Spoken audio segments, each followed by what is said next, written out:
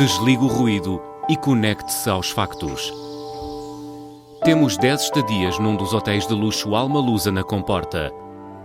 2 adultos, 2 noites. Assine hoje o Observador com até 58% de desconto e habilite-se a ganhar.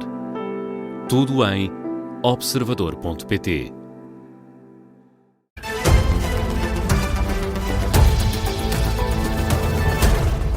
Jornal das 7 com o Luís Soares. Os patrões dão por terminada a negociação das mudanças nas leis laborais. A UGT fica à espera da versão final para depois decidir o que vai fazer. São as conclusões da reunião que esta tarde juntou o UGT, patrões e governo no Ministério do Trabalho. Uma reunião que terminou na última hora, foi acompanhada pela Laura Figueiredo, agora em direto. E Laura, a Ministra do Trabalho já tem uma estratégia caso a UGT não dê aval a esta última versão. Boa tarde, Luís. Sim, a Ministra diz que se o UGT não der luz verde, depois da reunião extraordinária do Secretariado Nacional, a versão que vai seguir para o Parlamento será uma coisa a meio entre o anteprojeto do verão e o que foi alcançado hoje. São palavras de Maria do Rosário Palma Ramalho, que explica também que esta reunião de hoje serviu para fazer apenas pequenas afinações sobre a versão final do projeto. Diz também que agora é tempo de aguardar serenamente pela proposta final da UGT, posição que vai ditar finalmente o final desta fase negocial. Também os patrões dão as negociações por terminadas, admitem que não sendo a versão que gostariam é aquela que foi possível consensualizar. Armindo Monteiro, presidente da CIP, diz que agora a bola está do lado da UGT. Que este processo, quanto a nós, terminou hoje por parte das confederações. Nós, por unanimidade, subscrevemos este documento. O que a UGT deliberar, naturalmente, dirá respeito à própria UGT. Esperamos que, naturalmente, também a UGT corresponda a este esforço que fizemos de aceitar os ganhos e as cedências que todos fizemos. O processo negocial é assim mesmo. Para as confederações patronais, o processo negocial chegou hoje ao fim. Quanto ao UGT, Mário Mourão garante que ainda não há acordo. Há matérias que ainda não há consensualizadas, portanto, mas o Governo e os patrões entendem que havia que haver já a versão final, isso foi feito.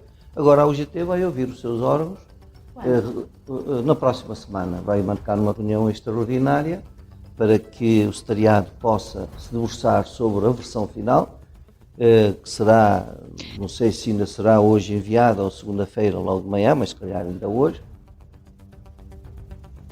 Quinta-feira é o dia apontado para esta reunião extraordinária do Secretariado Nacional da UGT. Só então, depois desse encontro, é que a Central Sindical vai revelar se dá ou não luz verde à versão final da reforma laboral.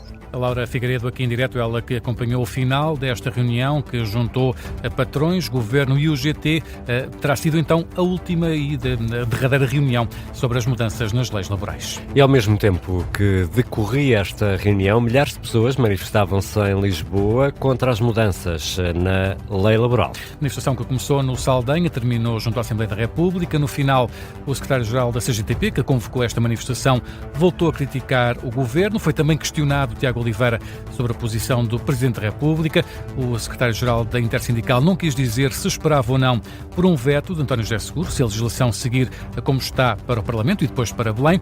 Tiago Oliveira relembra apenas que a CGTP continua à espera de uma reunião com o Presidente da República. A CGTP já pediu por 2 vezes uma reunião ao Presidente da República, por 2 vezes.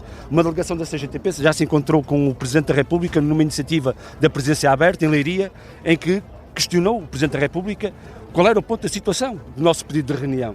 E aquilo que o Presidente da República disse na altura foi que estaria para breve essa reunião. Ainda hoje estamos à espera.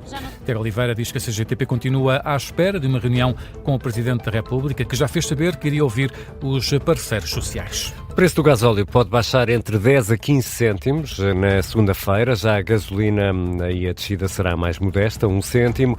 mas os preços mais elevados dos combustíveis não é desta que vão embora. Ainda estão para ficar, diz o secretário-geral da Associação de Empresas de Combustíveis e Lubrificantes, António Comprido, felicita a reabertura temporária do Estreito de Hormuz, diz que é um primeiro passo para um regresso à normalidade.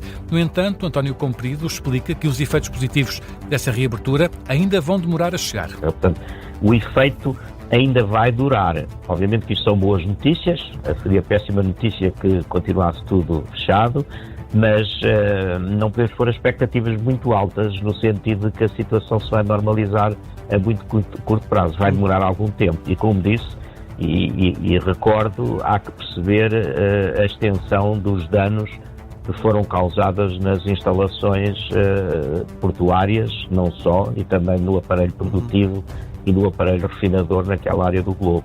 O secretário-geral da Associação de Empresas de Combustíveis e Lubrificantes adianta também que Portugal ainda não sentiu uma interrupção crítica de carregamentos de petróleo e, por isso, António Comprido alerta que os preços dos combustíveis ainda vão manter-se elevados. Não nos vamos livrar da questão dos preços altos tão depressa. Eles podem regredir, podem reduzir-se, é natural, mas voltar aos níveis pré-conflito poderá demorar mais algum tempo, resultante da tal normalização. Declarações de António Comprido, ele que esteve no explicador da Tarde Política. Também o especialista em mercados de energia, Ricardo Marques, aponta ou calcula que na próxima semana o preço do gasóleo, do litro do gasóleo, pode descer entre 10 e 15 cêntimos. O secretário-geral da ONU saudou a reabertura do Estreito de Hormuz. António Guterres diz que é um passo na direção certa. Foi numa publicação nas redes sociais. António Guterres sublinha que a posição das Nações Unidas permanece clara. Precisamos de restaurar completamente os direitos e liberdades de navegação no Estreito de Hormuz, é o que escreve António Guterres, direitos que têm que ser respeitados por toda a gente. No entanto, apesar do anúncio de reabertura do Estreito de Hormuz, ainda não é possível clarificar exatamente qual o estado desta passagem. A NATO diz estar a monitorizar a navegação. Um responsável da NATO diz ao Guardian que tomou conhecimento desta reabertura e está a analisar de perto o planeamento militar que está a ser implementado. São declarações também depois de Donald Trump ter voltado a criticar a NATO numa publicação na rede social Truth Social. Do lado do Irão, a imprensa iraniana diz que está a avançar que este anúncio de reabertura do Estreito de Hormuz ainda precisa de ser clarificado, um anúncio feito pelo ministro iraniano dos Negócios Estrangeiros. Já a agência noticiosa iraniana Tasnim noticiou esta abertura como uma decisão tomada depois de terem sido aceites várias condições. E Donald Trump garante que o Irão vai suspender o programa nuclear de forma indefinida. Depois das publicações nas redes sociais, Donald Trump realiza agora uma série de conversas telefónicas com a imprensa norte-americana e internacional. A agência Bloomberg declara que o Irão irá suspender o programa nuclear de forma indefinida. Esta exigência norte-americana foi até aqui uma linha vermelha de Teherão. Já a agência Reuters, Donald Trump insiste que as forças norte-americanas vão retirar o urânio enriquecido do Irão para o levar para os Estados Unidos, numa colaboração com as autoridades iranianas. E a agência France Press diz que não há pontos de discórdia nas negociações entre Estados Unidos e Irão e, por isso, um acordo está muito próximo. É pelo menos o que diz Donald Trump. E a primeira reunião da era António José Seguro, a primeira reunião do Conselho de Estado arrancou com 3 cadeiras vazias. A reunião tem lugar esta tarde e, olhando aqui para o relógio, Luís Soares já leva 4 horas. Mais de 4 horas, até porque começou às 3 da tarde. Miguel Bastos Araújo ainda não tomou posse. António Ramalhianos também faltou, o antigo Presidente da República também faltou à reunião. E o lugar do Provedor de Justiça continua por preencher. Nesta tarde, ainda antes da reunião, tomaram posse os novos conselheiros. E o primeiro, Vasco Maldonado Correia, foi mesmo o antecessor de António José Seguro. Eu, abaixo assinado, afirmo solenemente pela minha honra que cumprirei com lealdade as funções. De Presidente da República passa para Conselheiro de Estado. Marcelo Rebelo de Sousa passa a marcar presença no órgão de consulta do Presidente, mas agora como ex-inquilino do Palácio de Belém. Na primeira reunião da era António José Seguro, centrada nos temas da segurança e da defesa, há ainda 5 caras novas, que só não são 6, porque o investigador Miguel Bastos Araújo está fora do país e não tomou posse. Dr. Alberto de Sousa Martins. Os indicados pelo Presidente da República tomaram posse Alberto Martins, líder parlamentar do PS nos últimos 2 2 anos da liderança de António José Seguro, o antigo ministro socialista Nuno Severiano Teixeira e ainda nomes ligados à academia, Isabel Capeloa Gil, reitora da Universidade Católica Portuguesa, e a cientista Maria do Carmo Fonseca, que foi mandatária nacional da campanha presidencial de Seguro. Dr. Pedro Miguel de Azeredo Duarte. Dos nomes indicados pelo Parlamento, há apenas um estreante, Pedro Duarte, presidente da Câmara Municipal do Porto. Pelo PSD, Leonor Beleza e Carlos Moedas continuam a sentar-se à mesa do Conselho de Estado, assim como os presidentes do Chega, André Ventura, e do PS, Carlos César. A esta primeira reunião faltou também o antigo Presidente da República, António Ramalho Yanes. Há outra cadeira vazia, a do Provedor de Justiça, que continua por eleger. Vasco Maldonado Correia a acompanhar a reunião do Conselho de Estado no Palácio de Belém. Minutos antes do encontro, António José Seguro convidou Marcelo Rebelo de Sousa para uma curta reunião no gabinete do Presidente da República. E apesar da reunião ainda não ter terminado, André Ventura já saiu e quis falar aos jornalistas sobre um outro tema, a lei da nacionalidade. Não falou sobre o que se passa no Conselho de Estado, naturalmente, mas deixou críticas ao PS no dia em que o partido decidiu enviar mais uma vez a lei aprovada no Parlamento para o Constitucional. André Ventura apela aos juízes do Palácio Ratão para que sejam céleres na decisão. Também Miguel Albuquerque, Presidente do Governo Regional da Madeira, já saiu desta reunião do Conselho de Estado. E há outras notícias a marcar a tarde desta sexta-feira. Uma centena de personalidades assinam uma carta aberta dirigida à comunicação social e também à Ordem dos Psicólogos Portugueses, uma carta em que transmitem um repúdio em relação às controversas declarações da apresentadora Cristina Ferreira sobre um caso de violação. São psicólogos, atores, políticos, entre outros, que assinam esta carta em que deixam várias reivindicações sobre a forma como estes temas devem ser tratados no espaço mediático.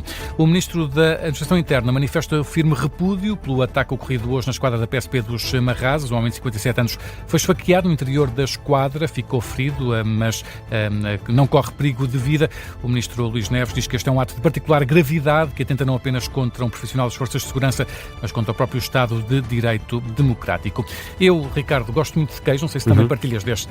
Partilho, gosto, cada vez mais gosto. Há aquele mito que o queijo pode provocar perda de memória, mas até pode bem ser um mito, mas há uma investigação também publicada numa revista científica que revela que consumir queijo e também natas com maior teor de gordura pode estar associado a um menor risco de desenvolver demência. Portanto, é ao contrário daquilo que poderíamos... Portanto, é ao contrário. Exatamente. Não afeta a memória. Exatamente.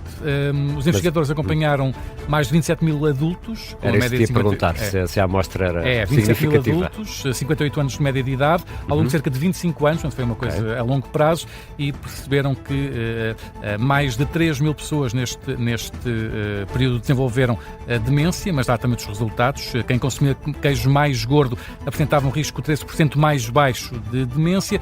Ainda assim, estes autores deste estudo sublinham que estes dados desafiam estas ideias antigas relacionadas com gordura e com saúde cerebral. Há sempre novidades sobre o queijo para sabermos. Mas o problema é o mal que faz ao colesterol, por exemplo. às outras coisas. E já daqui a pouco vamos ter o Fora do Baralho. Bom fim de semana.